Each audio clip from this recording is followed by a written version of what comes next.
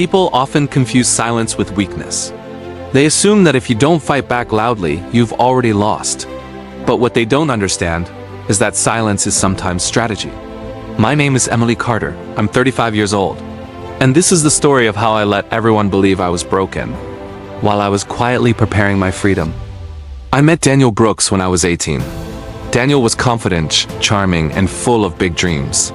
The kind of man who spoke about success like it already belonged to him. I was quieter, more observant. Daniel used to say, "You don't need to worry about money. I'll handle everything." And back then, I believed him.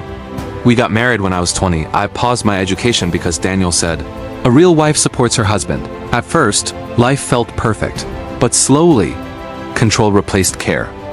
Daniel started his company, and I became everything behind the scenes. Emails, accounts, client calls, late-night paperwork. But in public, I was just his wife.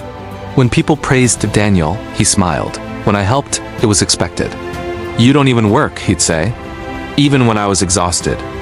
One night, Daniel forgot to log out of his laptop. That's when I saw it. Loans, debt, hidden financial pressure. The luxury life was an illusion. I didn't confront him. I watched.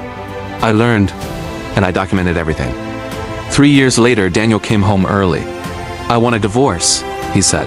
"I'll take the house, the business, everything. You can keep the kids. Our children, Lucas and Emma." That night, I cried quietly. But something inside me woke up. His family blamed me. Friends disappeared. Daniel moved on quickly, with Madison Blake, younger, confident, loud. They thought I was defeated. I let them think that. Years earlier, I had spoken privately to a lawyer. Her name was Rachel Moore.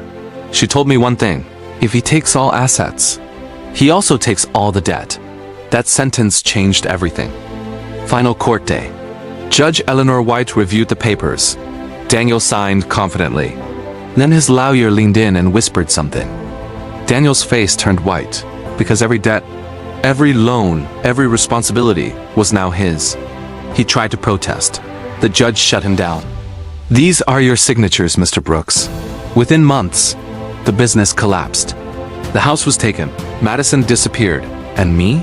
I rebuilt. Smaller life, peaceful heart, because silence was never weakness. It was preparation.